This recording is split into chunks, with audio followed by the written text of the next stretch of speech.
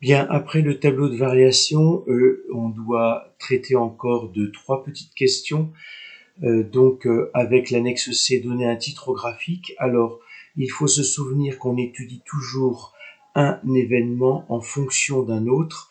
Donc, l'événement étudié est toujours en ordonnée et la variable sur laquelle on va jouer est en abscisse. Donc, le titre le plus juste, c'est évolution de la taille, croissance de la taille d'un enfant pour un âge compris entre 0 et 6 ans. Trouver graphiquement l'âge d'un enfant de 105 cm.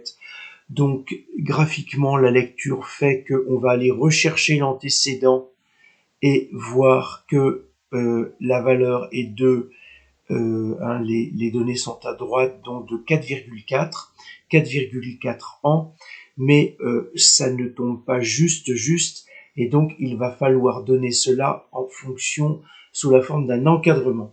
Alors je vais repartir sur le tableau, et donc 4,4 est compris entre 4,2 et 4,6.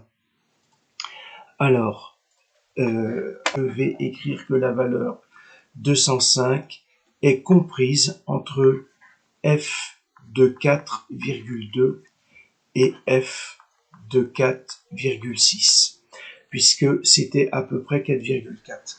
Et à ce titre, je voudrais comment on peut affiner une valeur sur les calculatrices. Peut-être la plus facile pour un coup, c'est de repartir avec la calculatrice Casio. Je pars dans le menu, je vais aller dans le graphe de cette fonction.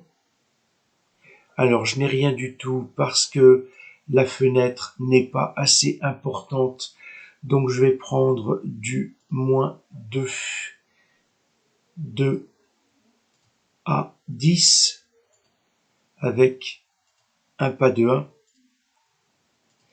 Et puis ça je n'y touche pas, et Ymin, je vais monter, je vais prendre de moins 5 à 150 avec un pas de 10.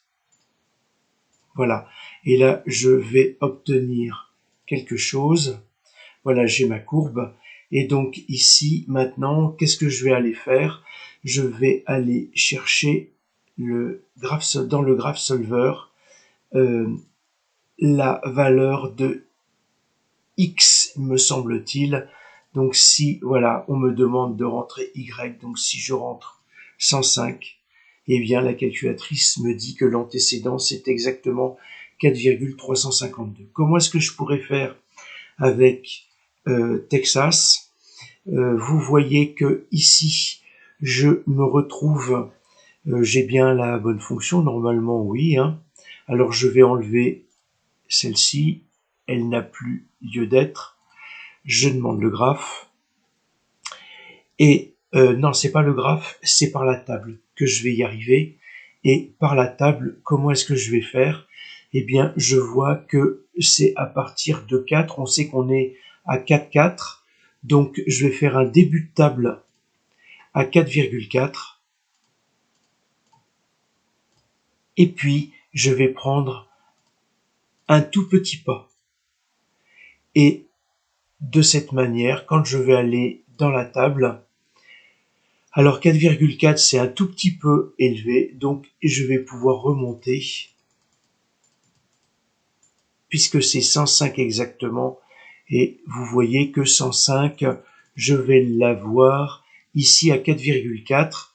Donc si je veux affiner encore, c'est par le mode, je vais prendre un flottant beaucoup plus important, je vais le prendre à 4 chiffres derrière virgule, et puis à partir de là, une fois que je suis dans la table, vous voyez que pour avoir 105, j'ai 105,05 à 4,36, donc il va falloir que je parte à 4,35,